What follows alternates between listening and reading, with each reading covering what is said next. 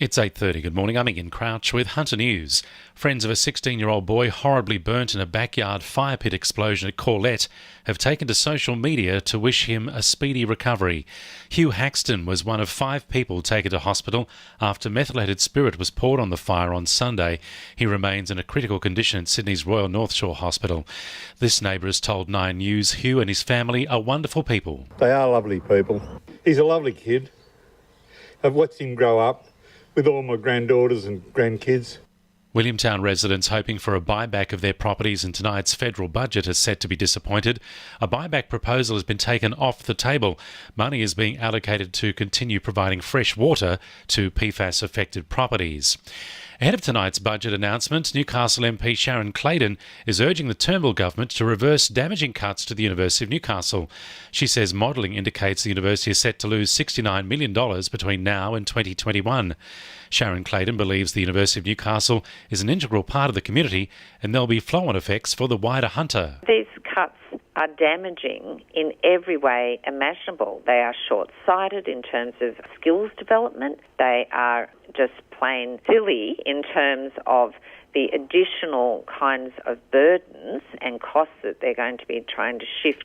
Meanwhile, low to middle income earners in the Hunter can expect a modest tax cut in the budget. It means people earning under $90,000 will be about $500 a year better off. Hunter Labor MPs want to see more money for road and rail infrastructure, including the Glendale Interchange, the M1 to Raymond Terrace Link, the Cessnock Ring Road and the Singleton and Muswellbrook bypasses. Former Newcastle councillor Lisa Tierney has been fined $4,000 for failing to disclose political donations and electoral expenses. The former Liberal councillor was one of 6 councillors across New South Wales to be convicted and fined for failing to lodge a disclosure for the 12 months to June 2016. An investigation found all 6 had failed to disclose on more than one occasion. Lisa Tierney resigned in March last year over the way council handled the recruitment of a new CEO. It's been talked about for more than 2 years now, but there's still no start date yet on works to improve the intersection of Government and Raymond Terrace roads at Thornton. The intersection currently isn't able to accommodate the growing population in the area, and a number of accidents have occurred there over the past few years.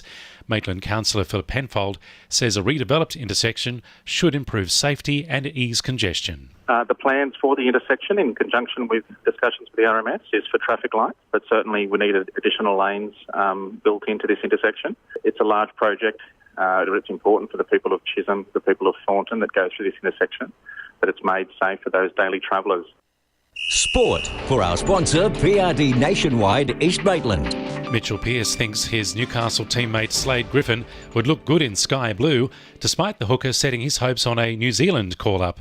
Griffin says he's focused on performing his best for his new club, the Knights, and if selected, putting his best efforts in for New Zealand.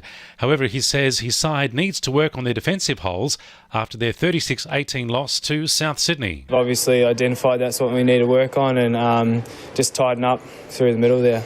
Newcastle Jets striker Roy O'Donovan will face an independent A-League tribunal to determine a sanction for his kick to the face to Victory's Lawrence Thomas in the grand final.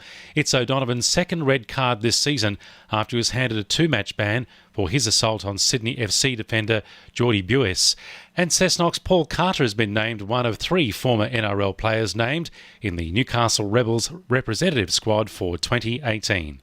And the winning numbers in Monday Lotto are 17, 39, 38, 33, 14 and 8, and the supplementaries are 44 and 5.